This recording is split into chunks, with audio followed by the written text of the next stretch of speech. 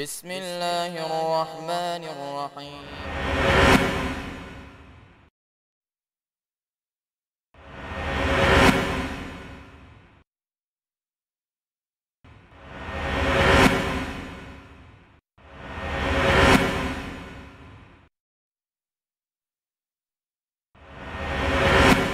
إن الحمد لله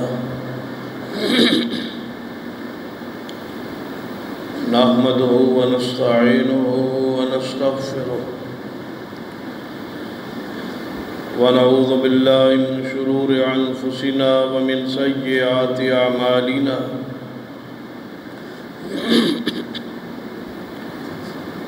من يهد الله فلا مضل له ومن يضلل فلا هادي له أشهد أن لا إله إلا الله وحده لا شريك له وأشهد أن محمدًا عبده ورسوله أما بعد فإن خير الحديث كتاب الله وخير الهدي هدي محمد صلى الله عليه وآله وسلم وشر الأمور محدثاتها وكل محدثة بدعة وكل بدعة ضلالة وكل ضلالة في النار. أما بعد فأعوذ بالله السميع العليم من الشيطان الرجيم من همزه ونفخه ونفثه. بسم الله الرحمن الرحيم. لقد رضي الله عن المؤمنين إذ يبايعونك تحت الشجرة فعلم ما في قلوبهم فأنزل السكينة عليهم وأصابهم فتحا قريبا. رب اشرح لي صدري ويسر لي أمري واحلل عقدة من لساني يفقهوا قولي. رب زدني علما. سبحان ربك رب العزة عما يصفون وسلام على المرسلين والحمد لله رب العالمين.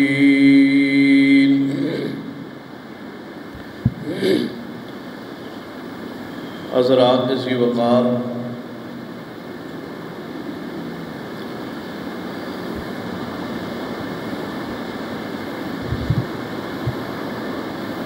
انبیاء علیہ السلام تو بعد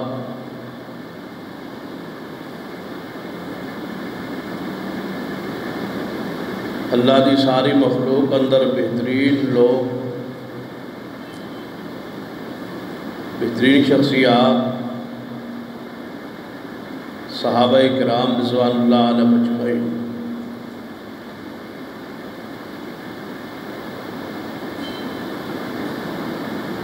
پوری امت کا اس بات اتفاق ہے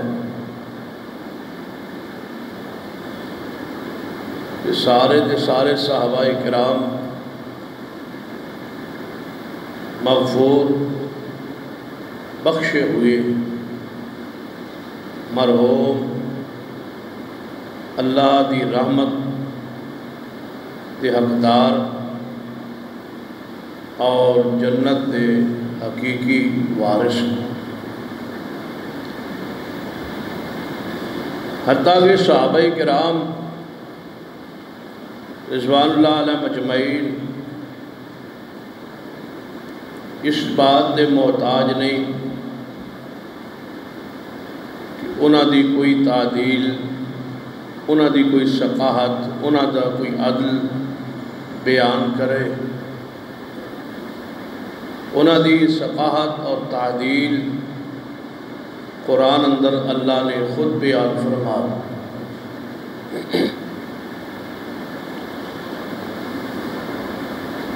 اتنا ہی شرف کافی ہے انہوں نے سخاوت اور عدالت دے اتنی ہی بات کافی ہے تو محمد رسول اللہ صلی اللہ علیہ وسلم دے صحابہ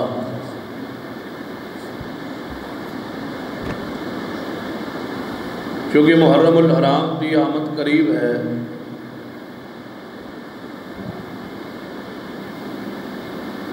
اسی مناسبت نال بات دا آغاز کرن دی کوشش کراں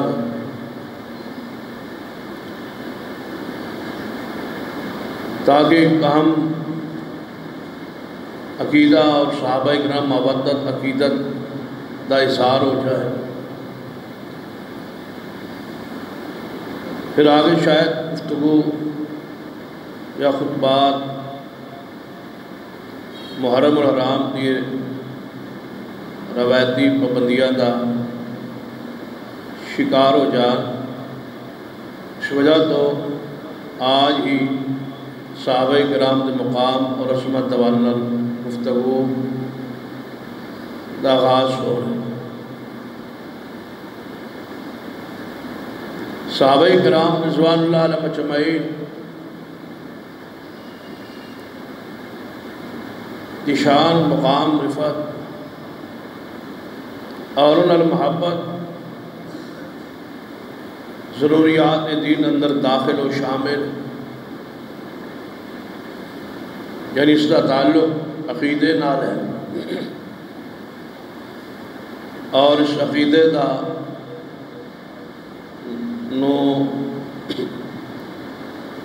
عقیدہ الولاء والبراء کیا جائے،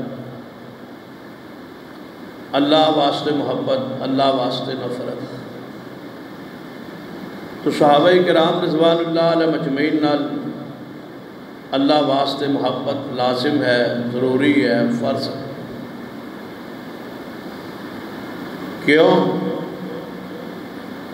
اس واسطے کہ وہ اسلام کی بنیاد نے، اسلام دی اساس، اسلام دا آغاز، اسلام دے گواہ نے قرآن اور حدیث آپ کے اقوال و افعال و تقاریر نو نوٹ کر کے امت نو آگے پہنچانے والے، منتقل کرنے والے صحابہ کرام، بلکہ امت نو رسول اللہ نہ جوڑنے والے صحابہ کرام ایک پل دی مانند نے، جس طرح ایک پل دو علاقے اور دو ملکوں نو جوڑ دی ہے، اسی طرح صحابہ کرام پوری امت نو محمد مصطفیٰ نال جوڑ گئے۔ کوئی شخص اصحاب رسول تو بغیر رسول اللہ تک پہنچ جائے، ناممکن بات، ایسا ہو ہی نہیں سکتا۔ کوئی تابعی کتنا ہی سکھا کیوں نہ ہوئے، اس کی بات، اس کی روایت مرفوع حدیث کے حکم چ نہیں آئے گی جب تک محمد رسول اللہ صلی اللہ علیہ وسلم ایک صحابی درمیان نہیں آئے۔ تو گویا صحابی رسول اس امت نو محمد مصطفیٰ صلی اللہ علیہ وسلم دی ذات نال، آپ کے اقوال و افعال، دین نال، شریعت نال، روایات نال جوڑ رہا ہے۔ اس واسطے دشمنان اسلام شروع تو لے کے آج تک یہ سازش رہی ہے اور جاری ہے کہ کسی طریقے صحابہ کرام نبوت نالو جدا ہو جان، ہٹ جان، الگ ہو جان، تاکہ اسلام کی ساری عمارت ہی گر جائے، مشکوک ہو جائے، ختم ہو جائے۔ کیوں؟ ایک دنیاوی ہر عقل مند شخص یہ بات سمجھتا ہے کہ جس طرح کسی مقدمے دے اندر گواہ جو تے جرا ہو جائے اور انہوں کا جھوٹ بولنا ثابت ہو جائے تو اس مقدمے کی حیثیت ہی ختم ہو جائے۔ دشمنان اسلام کی یہ خواہش ہے کہ اسلام کا مقدمہ ختم ہو جائے تاکہ محمد رسول اللہ دے صحابہ مجروح ہو جائے، جب صحابہ ہی گئے تو گویا روایت گئی تو دین گیا، اور محمد رسول اللہ صلی اللہ علیہ وسلم تب امت کس طرح پہنچے۔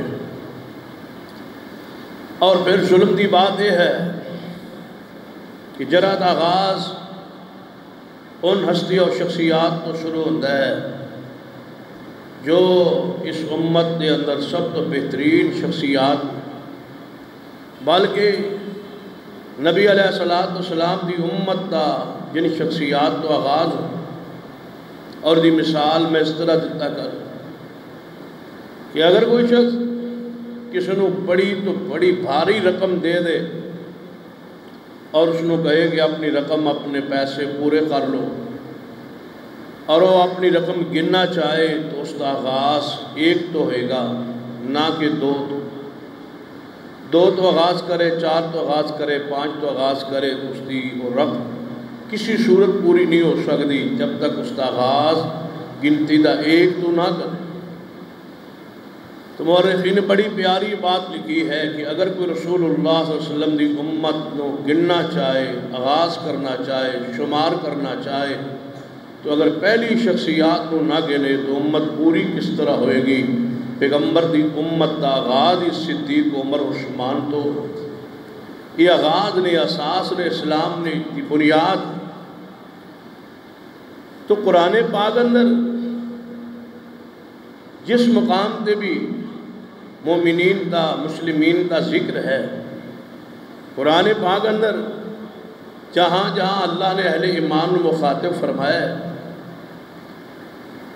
ایک کم 90 مقامات قرآن پاک ایسے نے جتھے اللہ پاک نے ان الفاظ نال مخاطب کی اہل ایمان ہو، یا ایھا الذین آمنو، اے ایمان وال۔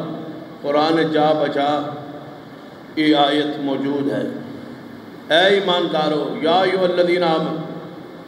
تو امام ابن تیمیہ رحمہ اللہ فرماتے ہیں کہ ذرا سوچئے کہ جدو یہ آیت آسمان تو جبریل لے کے آندے ہوں گے اور محمد رسول اللہ دے سینے آتا ہر تے وہ جمع ہوندی ہوئے گی، پھر آپ تلاوت فرماندے ہوں گے، تو یا ایھا الذین آمنو کون سا؟ جب رسول اللہ صلی اللہ علیہ وسلم فرماندے ہوں یا ایھا الذین آمنو، مثلا انی آیات دی تلاوت خطبے اندر فرماندے، واز اندر فرماندے یا ایھا الذین آمنو، تو کون سن اہل ایمان؟ میں اور تسی آج یہ لوگ تے پیدا نہیں سی ہوئے۔ گویا ان آیات کا آغاز اور پہلے مصداق صحابہ کرام رضوان اللہ علیہ، اور جنہوں اللہ دی ذات مومن کہے اور مومن دے الفاظ خطاب کرے تو بھلا کی شک ہو سکتا ہے انہاں دے ایمان، انہاں دے اسلام۔ اگلی بات امام ابن تیمیہ رحمہ اللہ نے جو بیان فرمائی وہ اس کو بھی زیادہ قابل غور ہے اور اہم بات۔ امام ابن تیمیہ رحمہ اللہ فرماتے ہیں انہاں لوگوں نے مخاطب کر کے جو لوگ اصحاب رسول نو برا بلا یا تنقید تان کردے، امام ابن تیمیہ رحمہ اللہ فرماتے ہیں کہ اصحاب رسول تے تان کرن تو پہلے، جرح کرن تو پہلے، تنقید کرن تو پہلے سوچئے کہ قیامت والے دن تہاڈا اپنا کی بنے گا اور تسا خود تہاڈی حیثیت کیا ہے اور کس مقام تسی کھڑے۔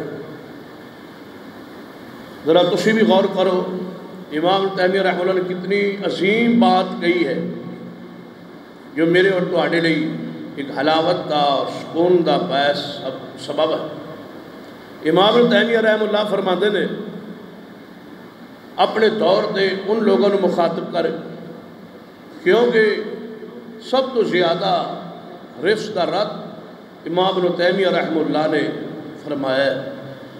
بہت حد تک آپ نے اس مسئلے کی وضاحت، صراحت، صحابہ دا ایمان، عدالت، ثقات اور دشمنان اصحاب رسول نے اعتراضات دے جوابات بیان فرمائے۔ تو امام ابن تیمیہ رحمہ اللہ فرماتے ہیں کہ تسی اپنے بارے کی گمان کرتے ہو کہ قیامت والے دن اللہ تہاڈے نال کی سلوک کرے۔ جڑا بھی شخص صحابی رسول تے جرح کرتا ہے اس کو اس بات تے پہلے سوچنا چاہیے کہ اپنے بارے وہ کی خیال کرتا ہے کہ قیامت والے دن اللہ اس نال کی سلوک کرے۔ فرماتے ہیں کہ ہر کلمہ گو شخص دا یہ حسن ظن ہے کہ قیامت والے دن اللہ میرے نال رحمت فرمائے اور اپنی رحمت نال بخش کر دے، مغفرت فرما دے، جنت دے دے۔ فرمایا جنت دے جان لئی وہ کہڑے سب اسباب و ذرائع، کس وجہ تو تسی جنت دے چاہو؟ فرمایا پہلی صورت یہ ہے کہ میریا نیکیاں بڑھ جان گیا، جدو اعمال تلن گے نیکیاں زیادہ ہون گیا اور گناہ تھوڑے ہون کہ اللہ جنت دے دے۔ دوسرا ذہن یہ ہوتا ہے کہ نہیں گناہ اور نیکیاں برابر ہو جان گی تو اللہ اصحاب اعراف بھیج کے پھر رحمت فرما دے، جنت دے دے۔ تیسری صورت کہ اللہ گناہ گنے گا ہی نہیں، شمار ہی نہیں کروائے گا، رحمت کر دے، بغیر حساب دے جنت عطا فرما۔ یا ایک اور صورت کہ اللہ مواخذہ کر لے، پکڑ لے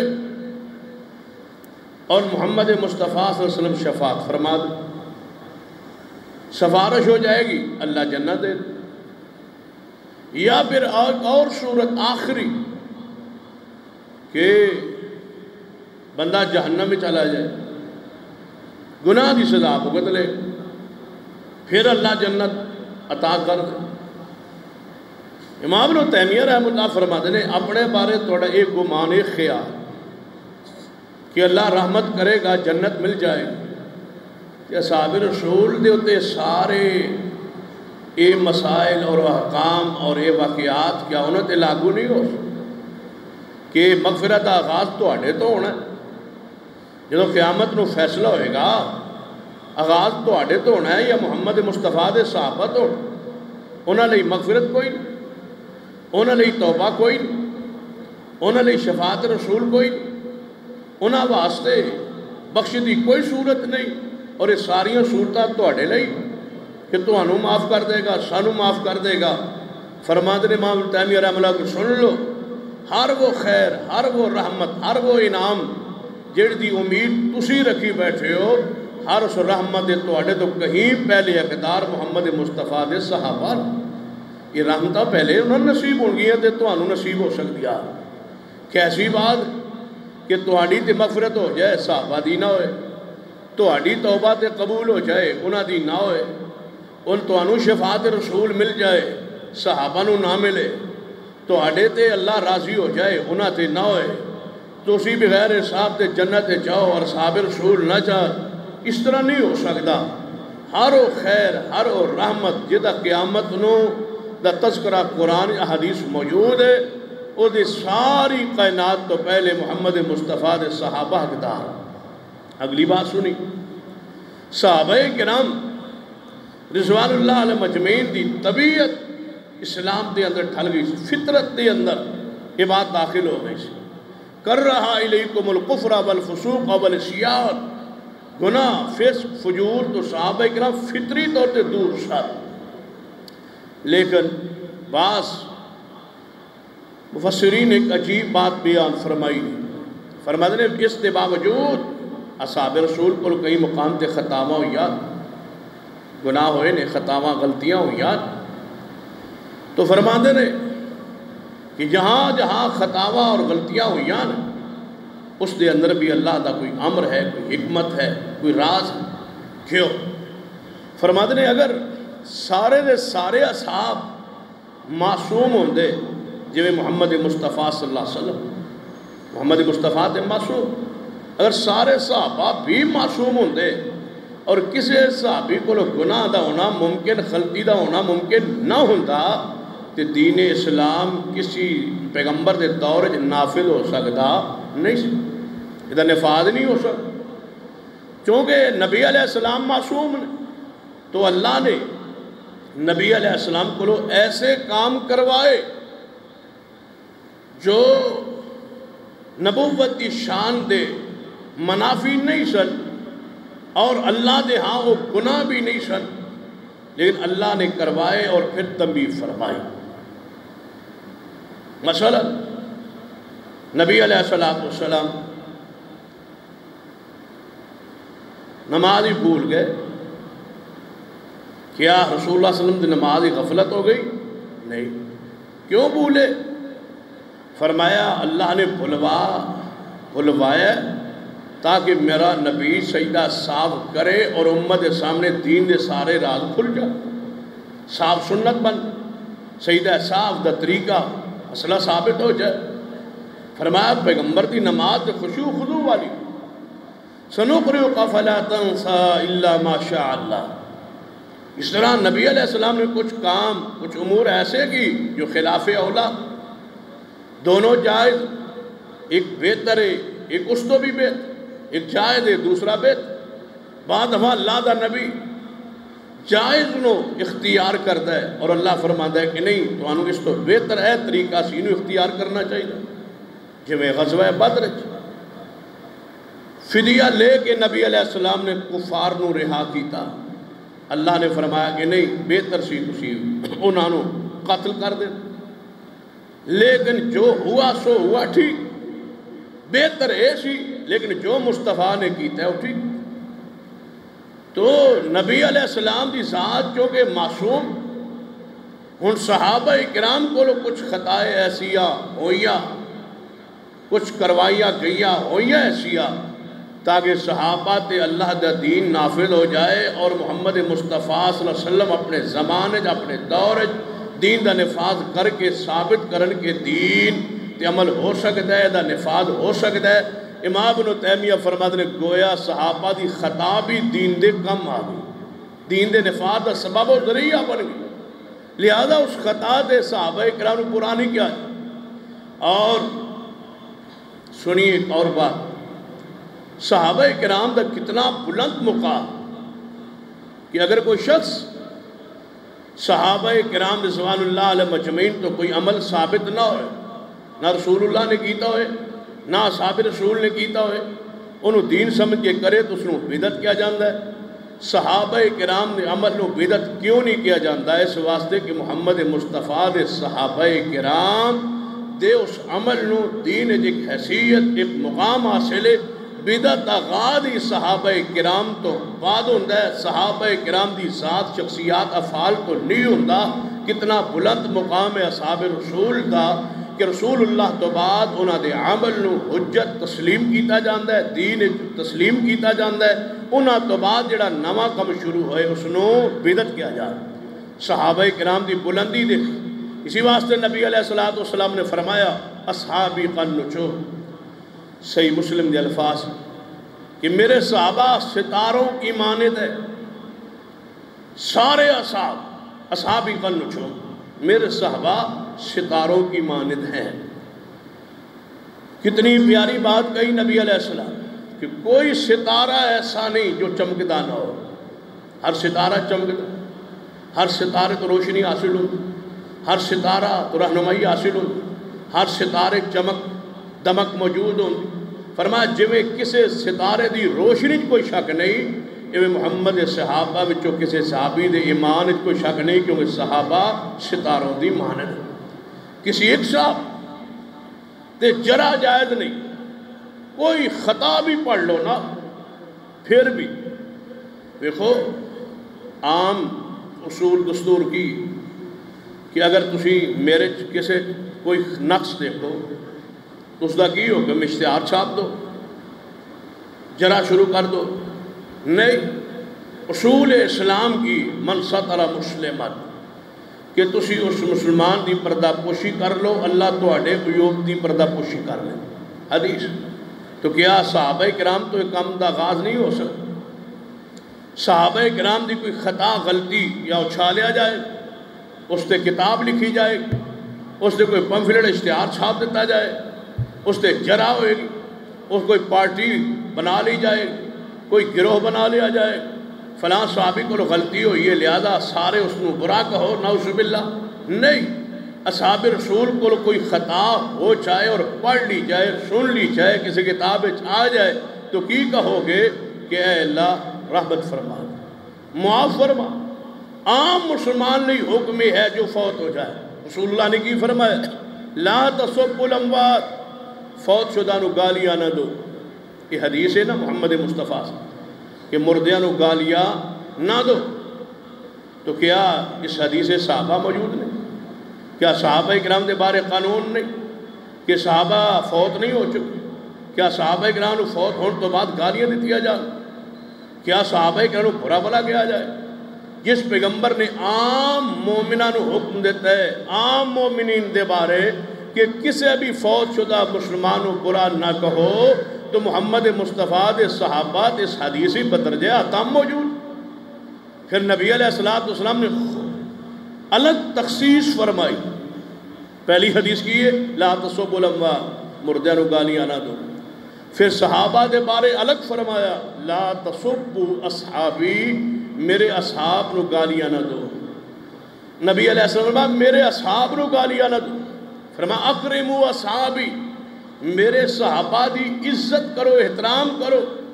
پھر نبی علیہ السلام نے صحابہ کرام دے بارے ایسی روحانی بات ارشاد فرمائی ہے، فرمایا میرے صحابہ دے بارے اللہ کو ڈرو، انہیں برا نہ کہو، اور نال تنبیہ فرمائی کہ جیڑا میرے صحابہ نہ محبت کرتا ہے وہ ایویں سمجھے کہ میں محمد مصطفیٰ دی وجہ تو کر، فرمایا میری وجہ تو محبت کر لو، یہ تہاڈا کوئی ڈائریکٹ تعلق رشتہ نہیں صحابہ کرام نال، یہ تہاڈا دل ٹھنڈا نہیں اصحاب رسول دے بارے، فرمایا میں محمد دی وجہ تو انہاں دا احترام کر لو، محبت کر لو، کیونکہ میں محمد دے صحابی نے، میرے ساتھی نے، میرے جانسار نے، میرا انہوں ساتھ دیتا ہے، میری زیارت ہوئی ہے، دیدار کیتا ہے میری وجہ۔ اور نالے بھی فرمایا جڑا انہوں دا محبت کرتا ہے میری وجہ تو، جڑا انہوں بغض رکھتا ہے وہ ایویں سمجھے کہ میں محمد مصطفیٰ نہ بغض رکھتا۔ دنیا بھی قانون، جڑا دنیا دی کسی بھی جماعت دے لیڈر نہ محبت کرتا ہے پھر وہ اپنی جماعت دے ہر پوری جماعت دے لیڈران جتنے بھی وہ ساتھی ہون گے نا، متوالے جیالے، انہوں دا احترام کرے، انہوں دا نقص بھی کمی بھی انسان کمی خامی نظر نہیں آئے گی۔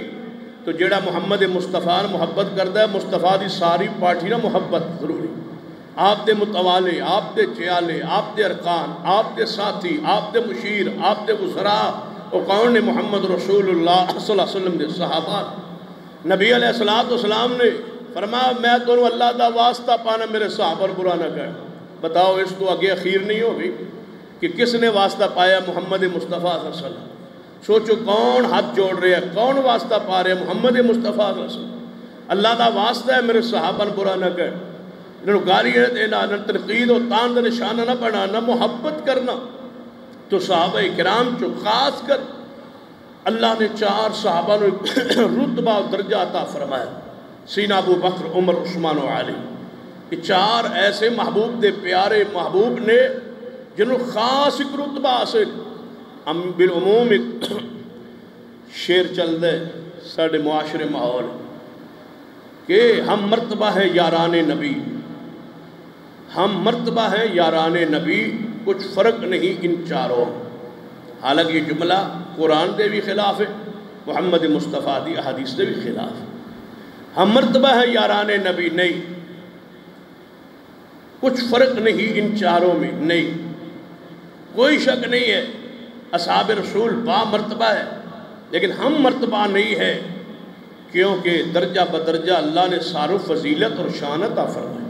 بڑا فرق ہے ان چاروں میں، صدیق و عمر، عثمان و علی میں رتبے میں فرق ہے، شان میں فرق ہے، انفرادی خصوصیات سیدنا علی المرتضیٰ موجود ہیں، انفرادی خصوصیات سیدنا عثمان موجود ہیں، انفرادی خوبیاں سیدنا عمر موجود نے، سیدنا صدیق موجود نے، لیکن شان اور مقام درجہ پہ درجہ جویں قرآن تو جویں حدیث تو ثابت ہے، اس درجے نو پوری امت علماء اہل سنت دے بات اتفاق و اجماع ہے کہ سارے اصحاب جو 4 صحابہ عظمت والے نے، اور پھر فضیلت دا معیار خلافت دی ترتیب دی بنیاد تے ہے۔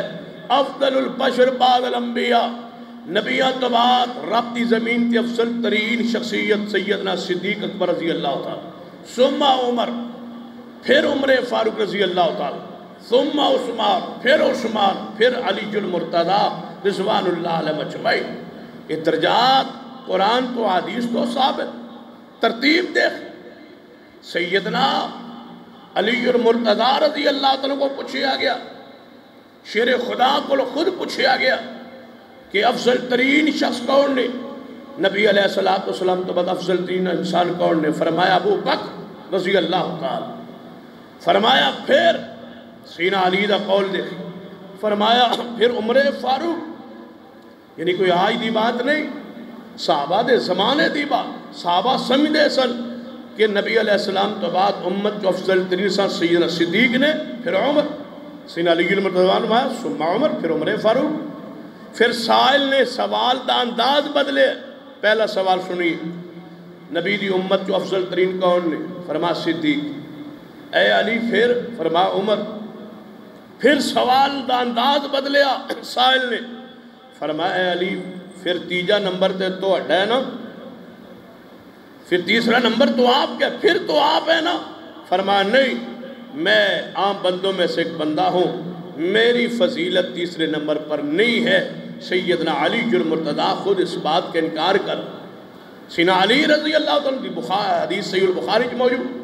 سیدنا عمر فاروق رضی اللہ تعالیٰ دفن کیتا جا رہا، شہید ہو گئے. آپ نے روضہ رسول قبر رسول دے نال دفن کیتا جا رہا. تو سیدنا ابن عباس عبداللہ بن عباس رضی اللہ تعالیٰ فرماتے ہیں میں بالکل قبر دے اوپر کھڑا سا. لوگ جس طرح قبر دے آس کھڑے ہوتے ہیں تو پھر وہ حجرہ رسول سی، چھوٹی جگہ سی.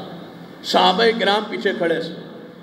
میرے پیچھے کوئی بندہ کھڑا سی تو کہہ رہا سی اے عمر من یقین سی تسی اسی مقام تے دفن ہو گے. اس دی وجہ کہ نبی علیہ السلام نے تو آنو تے صدیق نو اپنے نام نلو کدے جدا نہیں سی کیتا. آپ فرمایا کرتے سن میں آیا ابو بکر عمر آئے، میں گیا ابو بکر عمر گئے، میں داخل ہوا ابو بکر عمر داخل ہوئے، میں نکلا ابو بکر عمر نکلے. فرمایا نبی پاک جدوں ذکر کر سارا ذخیرہ اسلام پڑھ جائیے، ساری حدیث کا مطالعہ کیجئے. ایک روایت بھی ایسی نہیں کہ نبی علیہ السلام نے کبھی صدیق عمر تو پہلے علی اور عثمان کا نام لیا ہو. نہیں، جدوں بھی مصطفیٰ نے لیا ترتیب یہی رکھی ہے صدیق عمر عثمان علی، جو آج تک ہر مومن کی زبان سے ترتیب جاری ہو. ساری عشرہ مبشرہ والی حدیث سنیے. نبی علیہ السلام فرمایا 10 بندے جنت جان گے. عشرہ مبشرہ 10 بشارت والے جنہیں جنت کی بشارت میں ترتیب کی رہی. فرمایا انا النبی فی الجنہ، میں محمد صلی اللہ علیہ وسلم جنت میں جاؤں گا. پھر اگے 10 بیان فرما ابو بکر جنت جان گے، عمر فاروق جنت جان گے، عثمان جان گے، علی جان ترتیب ہے. فرمایا من یقین سی تسی تے دفن ہو گے. کیوں؟ اس واسطے کہ پہلے کون داخل ہوگی اس حجرے میں؟ محمد مصطفیٰ، پھر صدیق، پھر توڑا نمبر بندہ سی تسی اس مقام تے داخل ہوو. فرمایا ابن عباس نے میں اپنا چہرہ پلٹ کے ویکھیا کون یہ الفاظ کہہ رہے ہیں؟ شیر خدا علی المرتضیٰ فرما رہا ہے. قبر مصطفیٰ تے قبر عمر فاروق تے علی موجود، دفن دے وقت موجود نے، جنازے موجود نے، تدفین دے وقت موجود نے. دفن دے وقت اچھے الفاظ کہہ رہے ہیں، درجہ شان بیان کر رہے ہیں. بتلائی اس تو بڑی اور قربت اور جوڑ کیوں سنیے. لوگوں نے توڑیا ان اصحاب نو، نبی علیہ السلام جدا ہو جائے. بھلا جدائی کس طرح ہو سکتی؟ بھائی 4 اصحاب جڑے ہوئے نے محمد مصطفیٰ نہ، 2 سسر دی حیثیت نہ، 2 داماد دی حیثیت. ابو بکر و عمر سسر نے نبی علیہ السلام، اور سیدنا عثمان و علی داماد نے محمد مصطفیٰ صلی اللہ علیہ وسلم. چاروں جڑے ہوئے اور اتنے جڑے ہوئے. مورخین نے لکھے کہ سسر باپ کی مانند ہوتا ہے اور داماد بیٹے کی مانند ہوتا ہے. تو آپ دیکھیے کہ جناب وہ قانونی باپ کی حیثیت ہے. قانون میں ہمارا قانون یہی کہتے ہیں کہ بیوی کے باپ کو جناب فادر ان لا کہا جاتا ہے. یہ قانونی باپ ہے، یہ قانونی بھائی ہے، یہ قانونی میری ماں ہے. یہ سارے رشتے اگر حقیقی باپ وہی ہے جس کے نسب سے انسان پیدا ہوتا ہے، لیکن قانونی باپ ہمارے قانون پہ بھی جناب بیوی کے شوہر باپ کو کہا جاتا ہے. تو میرے محمد مصطفیٰ کے رشتے میں بزرگ کی حیثیت ہے، صدیق کی اور عمر کی اور اولاد کی حیثیت ہے سیدنا عثمان اور سیدنا علی المرتضیٰ. چاروں جڑے ہوئی اور اتنے جڑے کہ کیا سیدنا عثمان دے کوئی رشتہ نہیں. سیدنا صدیق، سیدنا عمر یہ تھے ہاشمی، قریشی اور ہاشمی، نبی علیہ السلام اور نادا خون ایک. سیدنا علی کے مرتضیٰ تو ویسے ہی چچا ذات حقیقی چچا دے بیٹے. سیدنا عثمان کوئی بار دے نہیں. لوگوں نے تقسیم کیتی ہے کہ وہ بنو امیہ چونے، یہ بنو ہاشم چونے. بھائی بنو امیہ کون نے؟ بنو امیہ کس بات کا نام ہے اور کس بلا کا نام ہے جانتے ہو؟ بنو امیہ سمجھتے ہیں شاید کوئی یہ باہر کے لوگ ہیں یا کوئی برے لوگ ہیں، نعوذ باللہ. یہ کون ہے بنو امیہ؟ امیہ کون تھا؟ سنیے محمد مصطفیٰ کا سلسلہ نسب کیا ہے. محمد مصطفیٰ صلی اللہ علیہ وسلم کے باپ کا نام عبداللہ ہے اور آپ کے دادا کا نام عبد المطلب. عبد المطلب دے باپ کا نام ہاشم اور ہاشم دے باپ کا نام عبد مناف. اتھوں تک تے نسب تقریباً ہر بچے نو، ہر بندے نو، ہر مسلمان نو یاد. تو پھر عبد مناف دے دو بیٹے، نبی علیہ السلام کے دادا، آپ کے دادا عبد المطلب کے دادا ہے عبد مناف. عبد مناف کے دو بیٹے ہیں، ایک کا نام ہاشم ہے اور دوسرے کا نام عبد شمس. اور عبد مناف کے دو بیٹے عبد شمس اور آگے ہاشم ہے. ہاشم کی اولاد سے عبد المطلب پیدا ہوئے اور دوسرے عبد شمس کی اولاد سے امیہ پیدا ہوئے. یہ کیا ہے؟ نبی علیہ السلام کے دادا کے بھتیجے ہیں جناب، پوتے ہیں کون؟ امیہ.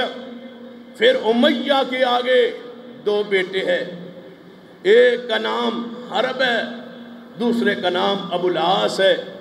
حرب سے ابو سفیان پیدا ہوئے، ابو سفیان سے امیر معاویہ پیدا ہوئے اور ابو العاص سے سیدنا عفان پیدا ہوئے اور عفان کے بیٹے سیدنا عثمان پیدا ہوئے. یہ رشتہ ہے محمد مصطفیٰ کا اور سیدنا عثمان کا خون ایک ہے. بنو امیہ بنو ہاشم کا باپ ایک ہے، نسب ایک ہے، خون ایک ہے. کوئی باہر کا خاندان نہیں ہے جناب. بنو امیہ کوئی شاید کوئی اور خاندان ہے اور بنو ہاشم کو کوئی اور خاندان ہے. ہاشم اور عبد شمس حقیقی بھائی ہیں، دونوں کا باپ عبد مناف ہے اور دونوں کی لڑی آگے بڑھی ہے. امیہ کی ان کا بیٹا ہوا، امیہ کی وجہ سے یہ اموی ٹھہرے اور وہ ہاشم کی وجہ سے ہاشمی ٹھہرے. دونوں کا باپ ایک ہے، دونوں کا خون ہے. کوئی عثمان رضی اللہ عنہ باہر کی شخصیت نہیں ہے.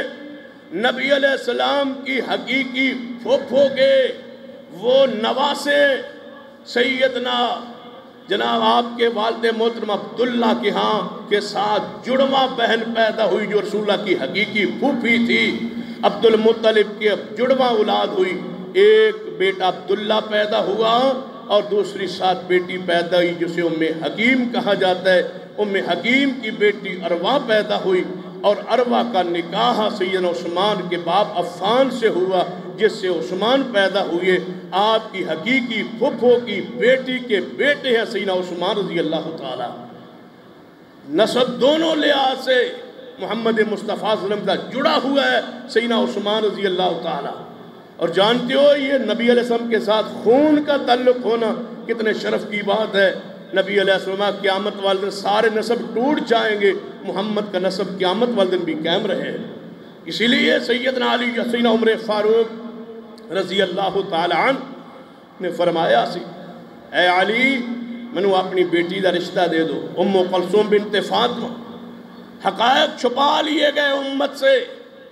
علی کا داماد ہے عمر فاروق رضی اللہ تعالی عنہ اور نبی کی حقیقی نواسی ہے سیدنا عمر فاروق رضی اللہ تعالیٰ عنہ کے نکاح. یہ ایسا نکاح ہے جس پر ہماری جماعت کے شیخ مولانا محمد صدیق پالوی رحمۃ اللہ علیہ فیصل آباد سے انہوں نے کتاب لکھی سی نکاح ام کلثوم داماد علی عمر فاروق رضی اللہ تعالیٰ. اور یہ رفظ کے لیے یہ جملہ گالی سے بھی سخت معلوم ہوتا ہے، محسوس ہوتا ہے، انہیں تکلیف ہوتی ہے. علی کا داماد ہو عمر فاروق رضی اللہ تعالیٰ. سنیے داماد کتاب لکھی اور فریقین کی کتب کے دلائل تھی اور آج تک اس کتاب کا جواب نہیں چھپ سکا. پوری رفظ نے زور لگایا اس کتاب کا جواب ہو نہیں آ سکا. نکاح ہوا صحیح البخاری میں ہے. عمر فاروق رضی اللہ تعالیٰ عنہ وصیت امیر المومنین، مال غنیمت بہت سارا مال ہے. کچھ عورتوں نے کپڑے آئے، آپ نے صحابیات ایک کپڑے تقسیم کیتے، ایک چادر رہ گئی، زنانہ ایک چادر پیچھے رہ گئی، ساری صحابیات کپڑے لے گئی یا ایک چادر پیچھے رہ گئی؟ صحیح البخاری فرمایا ایک چادر رہ گئی، عورتاں ختم ہو گئی، یعنی لے گئی، یعنی جو کچھ ایسی ایک چادر رہ گئی، ایک چادر کس نوں دیتی جائے؟ صحابی کھڑے ہوئے اور نہ فرمایا امیر المومنین تمہارے گھر میں علی کی بیٹی ام کلثوم نہیں ہے، یہ اس کا حق نہیں ہے کہ چادر اس کو دے دی جائے؟ یہ رسول اللہ کی نواسی کو دے دو، اپنی بیوی کو دے دو۔ ایسا نکاح ہے جس پر کوئی شخص پڑھا لکھا انکار نہیں کر سکتا، فریقین کی کتب میں دلائل موجود ہے، لیکن جب دلائل نہ دے سکے پتہ پھر کی بہانہ بنا ہے، بہانہ بھی ایسا جو عقل و نقل کے خلاف، کہ جدو علی کو رشتہ منگیا سیدنا عمر نے رضی اللہ تعالیٰ، تو سیدنا عمر چونکہ بحیثیت امیر المومنین سن کہ علی رضی اللہ عنہ ڈر گئے، پریشان ہو گئے، انکار نہ کر سکے، دینی پئی بیٹی۔ پھر لکھا ہے بشرموں نے ایسے الفاظ لکھے جو حیرانگی کی بات ہے، یہ وہ شرمگاہ ہے رسول اللہ کی خاندان کی جو ہم سے چھین لی ہے عمر فاروق نے رضی اللہ تعالیٰ۔ کیسے ہے، کیسا جملہ کہہ دیا ہے کہ نبی علیہ السلام کے خاندان کی شرمگاہ یہ ہم سے چھین لی گئی، نبی کی دواسی ہو دوتی ہو کوئی چھین لے، اللہ قسم آسمان نہ پھٹ جائے۔ اور صحابہ رسول سیدنا عمر فاروق رضی اللہ تعالیٰ عنہ کہنے لگے چھین لی۔ پھر لوگوں نے کیا بات، تم تو کہتے ہو علی مشکل کشا ہے، پھر چھین کیوں لی؟ تمہاری عزتوں کی حفاظت کرتے ہیں، اپنی عزت کی حفاظت نہیں کر سکے، وہ تو مشکل کشا ہے، حاجت روا ہے۔ تمہارا عقیدہ عقل و نقل کے خلاف ہے، کہاں جاؤ گے؟ ایک ایک قدم پہ جو نہ کفر و جو نہ شرک و بدعت قیاس، یہ ساری چیزیں پھنس جاتے ہیں لوگ۔ ایک ہی عقیدہ ہے قرآن اور حدیث والا، جس کا دنیا کا کوئی شخص آج تک جواب نہیں دے سکتا۔ عقلی بات تو جھوٹی باتوں کا کیا ہے، یہاں نکلو گے آگے پھنس جاؤ۔ علی مشکل کشا ہے تو پھر بیٹی کیوں چھین لی؟ کہتے ہیں چھینی بھی نہیں۔ پھر نویں تعبیر، یہ کتاب ہے مرآت العقول، اس کتاب میں لکھا ہے کہ جدوں سیدنا عمر نے رشتہ منگیا تو علی پریشان ہو گئے، پھر مجبور ہو کے کی کیتا ہے، گھر گئے۔ بیٹی نے کیا، عمر فاروق رشتہ منگتا ہے، انکار بھی نہیں ہو سکتا، تو بیٹی نے کیا، پھر تساں انکار نہ کرو تو کوئی اور ہیلا تلاش کر لو۔ ہیلا کیا کریں؟ فرمایا تمہاری ساری کائنات تمہاری تابع ہے، جنات تمہارے تابع، جنیاں تواڈے تابع، پریاں تواڈے تابع، ہر شے تے تواڈے تابع ہے، کسی اور کو ام کلثوم بنا دو۔ جنیاں کو بلایا علی المرتضیٰ نے، نکاح کے وقت برات کے وقت اس کو دلہن بنا کے بیٹی سب بنا کے اور عورتوں کی شکل دے کے اس کو عمر کے ساتھ بھیجا تھا۔ وہ جننیاں تھی، اصل ام کلثوم نہیں تھی۔ جننیوں سے لینی پڑی مستعار ایک عورت، لیکن حق کو نہیں مانا، جھوٹ گڑتے گئے، بیان کرتے گئے، لیکن حق کو نہیں مانا۔ یہ حق ہے، یہ دین ہے، یہ شریعت ہے کہ یہ محمد کے چاروں پیارے، یہ رسول اللہ کے قریبی ہے، یہ رسول اللہ کے خونی رشتہ دار ہے۔ کون ہے ان کی عظمت کا انکار کر سکتا ہے؟ یہ محمد کا خون ہے، صدیق بھی، عمر بھی، عثمان بھی، علی، چاروں ہستیوں کا درجہ بدرجہ شان مقام فضیلت وہی جو انداز کو رہا۔ سیدنا علی المرتضیٰ نے کیوں استدلال فرمائے؟ سیدنا علی دی محبت دیکھو، سیدنا عثمان نال سیدنا علی المرتضیٰ رضی اللہ تعالی عنہ دے سامنے قید پڑی گئی کہ ان الذین سبقت لہم من الحسنى اولئک عنہا مبعدون۔ کچھ لوگ ایسے ہیں جن پر بھلائی لکھ دی گئی ہے، مقدر کر دی گئی ہے، اور وہ جہنم سے بچا لیے گئے ہیں۔ ان سے مراد کون ہے؟ کس سے پوچھا گیا؟ مصنف ابن ابی شیبہ کی روایت ہے، تفسیر قرآن کی آیت کی علی المرتضیٰ سے پوچھی گئی کہ قرآن یہ بات موجود ہے کہ کچھ لوگ ایسے نے جن پر بھلائی اللہ نے مقدر کر دی ہے اور وہ جہنم سے بچا لیے گئے ہیں، اس آیت سے مراد کون ہے؟ علی خطبے کے لیے ممبر پر کھڑے ہیں، فرما ایک بندے کو تو میں جانتا ہوں، باقیوں کو میں نہیں جانتا۔ فرما وہ کون ہے؟ فرما جو جہنم سے ہٹا دیا گیا، جس کے لیے خیر مقدر کر دی گئی۔ میں سمجھتا ہوں یہ آیت سیدنا عثمان کے بارے میں ہے، یہ عثمان رضی اللہ تعالیٰ کے بارے میں۔ علی المرتضیٰ سے ایک جملہ ایسا ثابت نہیں ہے جو علی المرتضیٰ رضی اللہ عنہ ادا کیا اور وہ سیدنا عثمان کی شان کے خلاف ہو، ایسا نہیں ہو سکتا۔ سیدنا عثمان کے کون کون سے احسانات گنوائے جائیں، اللہ کی قسم ہے اگر صدیق کی گہرائی اسلام کے کام آئی، اگر عمر کی شجاعت اور علی کی بہادری اس دین کے کام آئی، تو عثمان کے مال کے بغیر ذرا اسلام کا پھیلاؤ مجھے دکھاؤ، کہاں جاؤ؟ وہ کون سا غزوہ ہے جہاں عثمان نے اپنا مال پیش نہیں کیا؟ وہ کون سا مرگ ہے جہاں عثمان کا پیسہ خرچ نہیں ہوا؟ باتیں کرنی آسان ہے، لکھو میری بات سنو۔ سیدنا عثمان رضی اللہ تعالیٰ عنہ کی شان، مقام اور مالی احسانات کو ایک طرف رکھ دو، مجھے بتاؤ کیا اسلام کے پیچھے ہے؟ اللہ کی قسم یہ مسجد نبوی چمک رہی ہے، یہ عثمان کا صدقہ جاریہ ہے، یہ مدینے کے اصحاب کے لیے پانی کے کنویں خریدنا یہ عثمان کا صدقہ جاریہ ہے۔ آگے پڑھیے، اگر تو سارے غزوات کو لے، یہ سارے غزوات کا خرچ عثمان رضی اللہ تعالیٰ کے مال سے ادا ہوا ہے۔ عثمان کو نکال کے کیا ثابت کرنا چاہتے ہو؟ اگلی بات سن لو، جب پیغمبر نے نبوت کا اعلان کیا 23 سال کوئی کاروبار نہیں کیا، علی المرتضیٰ کا کوئی کاروبار نہیں تھا، مدینہ میں اپنا گھر نہیں تھا، مدینہ میں اپنی رہائش نہیں تھی، علی کا کوئی کاروبار نہیں تھا، میرے نبی کا کوئی کاروبار نہیں تھا۔ اہل بیت پر ساری زندگی جس نے خرچ کیا وہ عثمان تھے، محمد مصطفیٰ کا جس نے ساری زندگی اخراجات برداشت کیے وہ میرے عثمان رضی اللہ تعالیٰ تھے۔ اہل بیت پر کروڑوں، اس دور کے اور آج دور کے کروڑوں روپے اور اس وقت کے ہزاروں دینار خرچ ہوئی اہل بیت پر۔ دیکھ جانتے ہو عثمان نے کتنی فیاضی اور سخاوت سے کام لیا، ضرب المثل بن گیا۔ عثمان غنی تھا، عثمان سخی تھا، ان کے نام کا حصہ سخاوت کے ساتھ بن گیا۔ کون ہے جو عثمان کی عزت و عظمت اور سخاوت کا انکار کرے؟ سنیے کون تھے عثمان رضی اللہ تعالی؟ نبی علیہ السلام گھر میں آئے، سیدہ عائشہ رضی اللہ تعالیٰ موجود، فرمایا عائشہ کوئی کھان واسطے چیز ہے گھر؟ فرمایا محبوب جی کوئی شے نہیں۔ اما جی عائشہ رضی اللہ تعالیٰ فرما دیا نبی علیہ السلام جدو میں جواب دیتا گھر اندر کوئی شے نہیں، آپ فوری مسجد نبی چلے گئے اور میں کھڑکی چوبے گئی سا، نبی علیہ السلام جا کے نماز پڑھ رہا نے، بھوک کی شدت ہے، محمد مصطفیٰ نماز پڑھ رہا، دعا کریں اللہ سے، بھوک لگے گھر کوئی کھانا نہ ہو، مانگنے کے بجائے، بھیک مانگنے بجائے، گلیوں چوکوں چراؤں پہ کھڑے ہونے کے بجائے اللہ کی قسم نماز پڑھو، اللہ تمہیں وہاں سے رزق دے گا جہاں سے تمہیں گمان بھی نہیں ہوگا۔ نبی علیہ السلام نماز پڑھ، کسی صحابی کے گھر نہیں گئے نماز پڑھ، اماں جی فرمان اتنی دیر تک دروازہ کھٹ گیا، میں دروازے دائیں پوچھا کون؟ فرمایا عثمان۔ فرمایا اماں جی رسول اللہ۔ فرمایا وہ تو مسجد میں ہے۔ فرمایا اس وقت مسجد میں کوئی وقت تو نہیں ہے جانے کا بیٹھنے کا، رسول اللہ اس وقت کیوں گئے؟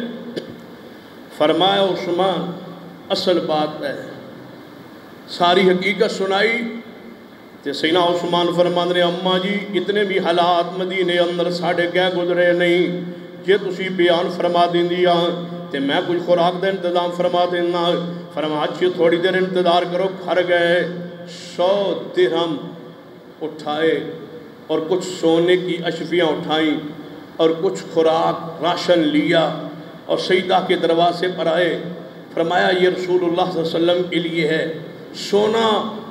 بھائی بھوک تھی رسول اللہ کو تو کھانا دے کے چلے جاتے، آٹا دے جاتے، کچھ گوشت دے جاتے، کچھ چیز کھانے پکانے کے لیے دے جاتے۔ یہ سونے کا کیا تعلق ہے کہ محمد مصطفیٰ صلی اللہ علیہ وسلم کے گھر پہنچا رہے ہیں؟ جاؤ، یہ تمہیں بتلا رہے ہیں عثمان کی سخاوت کہ یہ دنیا کا مال لینے نہیں آئے تھے، اپنا مال محمد پہ قربان کرنے کے لیے آئے تھے۔ کیا کہتے ہو یہ مال کے لیے، دنیا کے لیے مسلمان ہوئے تھے؟ اور میں کیا کرنا بتلاؤ، وہ فرشت دے دو ظالموں، جو صدیق نے مال کمایا ہے اسلام سے، یا عمر نے مال لیا ہے، یا عثمان نے جو تم سے مال لیا یا اسلام سے یا دین سے یا اہل بیت سے یا رسول اللہ سے لیا ہے، وہ بتاؤ کیا لیا؟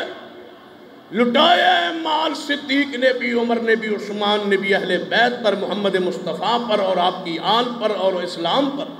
دیکھیے سیدنا عثمان رضی اللہ لے کے آ رہے، اما جی نے جلدی جلدی کھانا پکانا شروع کیتا، عثمان چلے گئے، نبی علیہ السلام تشریف لے آئے، ویکھیا گھر کھانا پک رہا، فرمایا شاہ یہ کتھوں آئے؟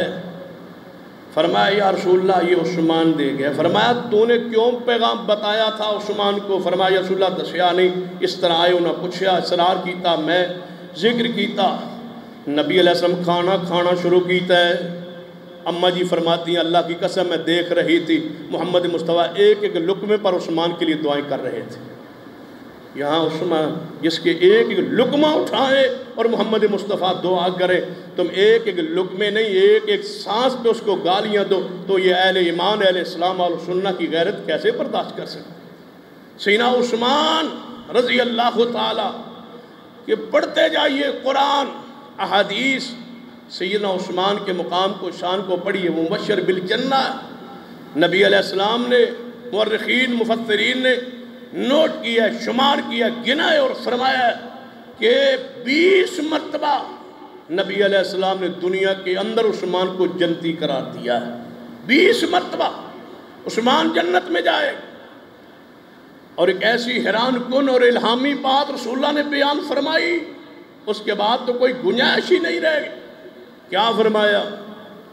فرمایا جیش الاسرہ، تنگی کا لشکر، غزوہ تبوک، مدینے میں قات، جہاد کے راستے پہ جانا ہے، لیکن کوئی چیز جناب لشکر کی تیاری کے لیے موجود نہیں، لوگ کھانے کو ترس رہے، آسانیوں میں لاکھوں کروڑوں میں پیسہ پاس ہو، خرچ کرنا آسان ہے، مدینے میں کھانے کے لیے نہ ملے، اس وقت ہزاروں اونٹ پیش کرنا یہ عثمان کا خاص ہے۔ رسول اللہ صلی اللہ علیہ وسلم ممبر پہ چڑھے اور آپ نے ترغیب دی، جنت کی بشارتیں دی، فرمایا یہ جیش الاسرہ ہے، تبوک کا سفر ہے، لمبا سفر ہے، ہزاروں کا لشکر ہوگا، کھانا مدینے میں نہیں ہے اور خوراک کی کمی ہے، قحط ہے، کوئی ہے اس تنگی میں، اسرہ میں، پریشانی میں مال پیش کرے؟ سینہ عثمان کھڑے ہوئے، فرمایا یا رسول اللہ میری طرف سے 100 اونٹ لدا لدایا سامان سمیت قبول فرمائی۔ فرمایا کچھ اور بھی چاہیے؟ بیان کرتے گئے رسول اللہ، مطالبہ فرماتے گئے، تقاضا کرتے گئے، عثمان دیتے گئے۔ جب رسول اللہ صلی اللہ علیہ وسلم کی مراد پوری ہو گئی، خوش ہو گئے کہ پورے لشکر کی تیاری کے لیے سامان یہ کافی ہے، نبی علیہ السلام ممبر سے نیچے اتر آئے اور سامنے عثمان بیٹھے تھے، عثمان کی طرف چلتے گئے، آگے بڑھتے گئے اور فرمایا کیا کر رہے تھے؟ قد یا عثمان، بس بس عثمان، تجھ پہ اللہ نے جنت کو واجب کر دیا ہے۔ یہاں سے اتر کے وہاں پہنچ کے محمد مصطفیٰ نے عثمان کو سینے سے لگایا ہے، عثمان کو سینے سے لگا لیا رسول اللہ صلی اللہ علیہ وسلم نے۔ تم جانوروں کو سینے سے لگاتے ہو کہ اس پہ حسین چڑھے، تو جس کے ساتھ محمد مصطفیٰ صلی اللہ علیہ وسلم نے سینے سے لگا لیا اس کو گالیاں دیتے ہو، جانوروں کا احترام کرتے ہو کہ اس پر حسین چڑھے، اور اس شخصیت کو گالیاں دیتے ہو جس کو محمد مصطفیٰ سینے سے لگا رہے، سینے سے لگا لیا رسول اللہ نے۔ پھر وہ وقت بھی آیا، اگلی بات پہلے کی فرمایا؟ عثمان جنت واجب، پھر فرمایا بس کر عثمان تجھ پہ جنت واجب ہے، فرمایا مابو کچھ اور چاہیے، فرمایا کچھ نقدی بھی چاہیے، نقدی پیش فرمائی۔ تو پھر نبی پاک نے پتہ کی فرمایا یہ ایسا جملہ ہے جو آج تک اللہ کی زمین پر کسی کو نصیب نہیں ہوا، جو عثمان کو دیا گیا لقب کے ساتھ شان، اور یہ محمد مصطفیٰ کی زبان سے ہے، اس میں کوئی شک شبہ نہیں ہو سکتا۔ اتنا یقین ہے کہ دن کے سورج میں، یہ سورج کے دن چڑھے سورج کی روشنی میں شک ہو سکتا ہے، محمد مصطفیٰ کی بات میں شک نہیں ہو سکتا۔ یہ مومنوں کا عقیدہ ہے، یہ مسلمانوں کا عقیدہ ہے، یہ اہل سنہ کا عقیدہ ہے۔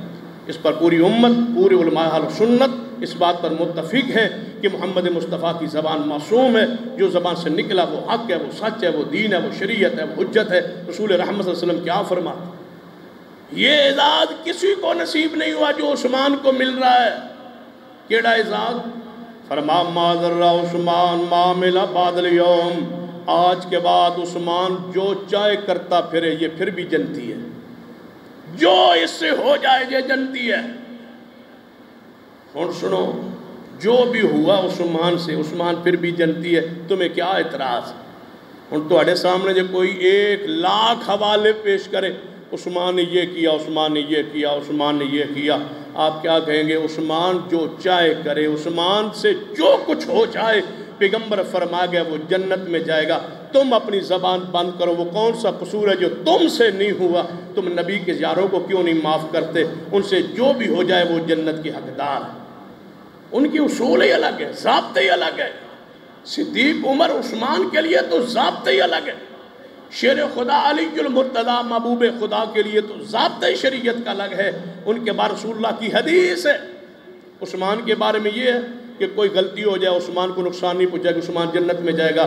صدیق، عمر اور علی یہ تینوں بدری ہیں، ان کے بارے پیغمبر کی الگ حدیث ہے، اے ملوما شیتم، یہ بدری جو چاہیں کریں یہ جنت میں جائیں گے۔ رسول اللہ نے فرمایا کہ جو بدر میں شریک تھا میرا صحابی، لن يدخل النار من شاہد بدرا، جو بدر میں شریک تھا ان میں سے کوئی شخص جہنم میں نہیں جائے گا، یہ 313 سارے کے سارے جنت میں جائیں۔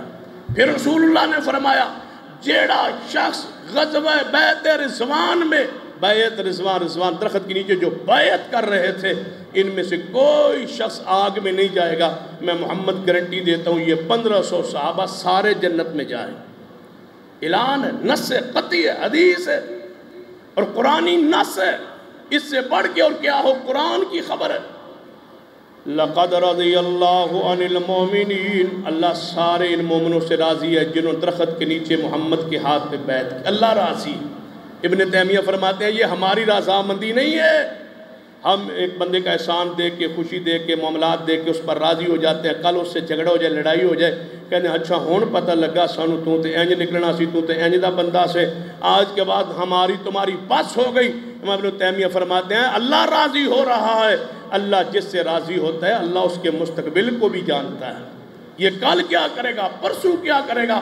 اگر یہ جناب بیعت رضوان والے اصحاب سے کل اللہ نے ناراض ہونا ہوتا، اللہ کی رضامندی عارضی نہیں ہوتی کیونکہ وہ عالم الغیب ہے، وہ وقتی نہیں ہوتی کیونکہ وہ عالم الغیب ہے۔ ہماری خوشی رضامندی وقتی ہوتی ہے، اس لیے کہ ہم غیب نہیں جانتے کہ کل یہ کیا کرے گا، یہ اندر سے کیا ہے، باہر سے کیا ہے۔ اللہ جس سے راضی ہو جائے اللہ اس کے ظاہر کو بھی جانتا ہے، باطن کو بھی جانتا ہے، اندر کو بھی جانتا ہے، ماضی کو بھی جانتا ہے، حال کو بھی جانتا ہے، مستقبل کو بھی جانتا ہے، لہذا اللہ کی رضامندی مستقل ہوتی ہے۔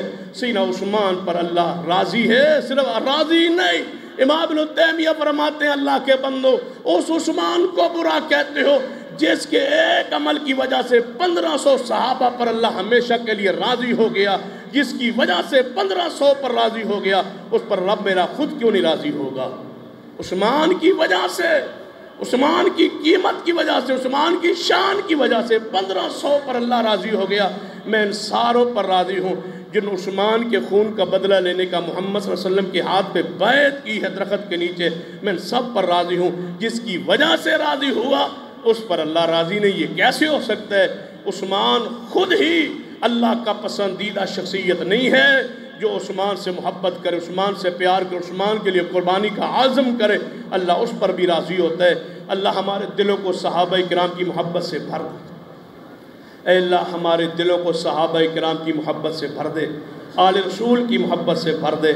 اے اللہ ہمارے دلوں میں صحابہ کرام کی محبت، عقیدت، پیار، ادب، احترام، تکریم و تعظیم اللہ ہمارے دلوں کو بھر دے اور ہمیں صحیح معنوں میں ان کا خادم، غلام، نوکر ان کا بنا دے اور ان کا متبع بنا دے، ان کے راستے پہ چلنے والا بنا دے۔ اقول قولی ھذا واستغفر اللہ لی ولکم ولسائر المسلمین وآخر دعوانا الحمدللہ۔